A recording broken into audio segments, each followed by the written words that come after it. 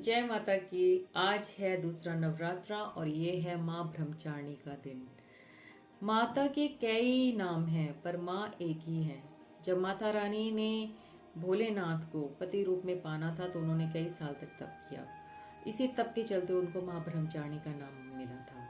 अब आप खुद सोचिए, जब ईश्वर को एक सही इंसान को अपने जीवन में लाना है, यानी एक सही पार्टनर को अपने जीवन में लाना है, तो इतना संघर्ष करना पड़ रहा है, तो हम और आप किस खेत की मूली हैं। हम ये 9 दिन 9 ग्रहों के हिसाब से यही जानने की कोशिश कर रहे हैं कि हमारे जीवन में जो इंसान है या जो आने वाला इंसान है वो हमारे साथ कैसा रिश्ता रखेगा या हमें अपने आप को उसके लिए कितना बदलना है।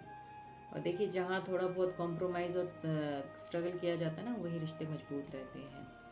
कभी कभी कुंडलियों के दोष की वजह से या एक गलत इंसान के इस वजह से जीवन में आ जाने की वजह से, क्योंकि आपने उसके बारे में पहले नहीं जाना, रिश्ते टूट भी जाते हैं। तो इसका मतलब ये नहीं है कि आप एक गिल्ट में जीवन बिताएं। आप आगे बढ़ें, आप अपनी कुंडली को अच्छे से एनालाइज कराएं और सही ट्रैक पे चलें। तो हम बात करते हैं आज चंद्रमा की। चंद्रमा यानी कि मून रिप्रेजेंट करते हैं व्हाइट कलर को, चांदी को यानी सिल्वर मेटल को। और मून क्या करते हैं आपके जीवन में? देखिए, मून जो अपने आप में बहुत सुंदर प्लैनेट माने जाते हैं, तो अगर ये 7th हाउस में बैठे हुए हैं तो यानी सबसे पहले ये आपके पार्टनर को ब्यूटीफुल बना देते हैं। उनकी आईज ब्यूटीफुल हो सकती हैं, उनका नेचर ब्यूटीफुल हो सकता है, वो चंचल स्वभाव के हो सकते हैं, अगर वो पुरुष हैं तब भी और अगर वो स्त्री हैं तब भी। चंद्रमा अगर किसी पाप ग्रह की वजह से इफेक्ट हो रहा है उनके ऊपर, तो उस टाइम पर वो पार्टनर की नेचर को थोड़ा सा मूडी कर देते हैं। यानी कि अगर उनके ऊपर किसी पाप ग्रह की नजर पड़ रही है या वो नीच राशि में है, तो ऐसे में आपका जो पार्टनर है वो थोड़ा सा मूडी होगा। यानी कि कभी पता नहीं एकदम से कब मूड स्विंग कर जाए, अभी खुश है तो अभी रूस जाए, यानी रूस ना मनाना ऐसे पार्टनर्स के बीच में ज्यादा रहता है।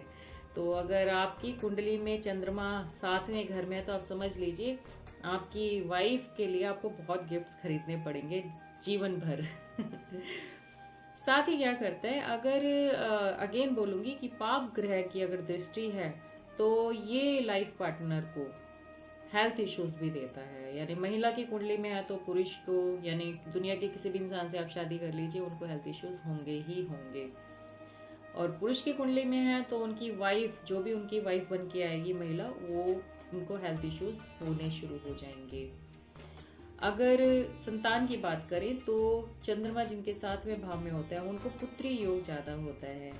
हम माता रानी के दिनों की बातें कर रहे हैं, माता के दिन ही चल रहे हैं, तो ऐसे में पुत्रियों का योग यानी कि जीवन में आपके घर में लक्ष्मी रूप आने के योग ज्यादा रहते हैं।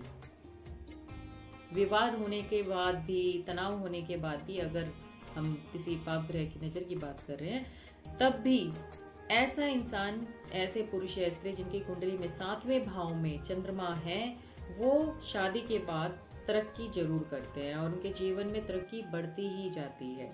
तो हम ये कहेंगे कि चंद्रमा का 7वें भाव में होना इतना साइड इफेक्ट नहीं देता है। बस थोड़े से ध्यान और थोड़ी समझ के साथ अगर हम इस प्लैनेट को फॉलो करें तो हमारे जो आपका वैवाहिक जीवन जो है वो बहुत खुशियों से भर सकता है।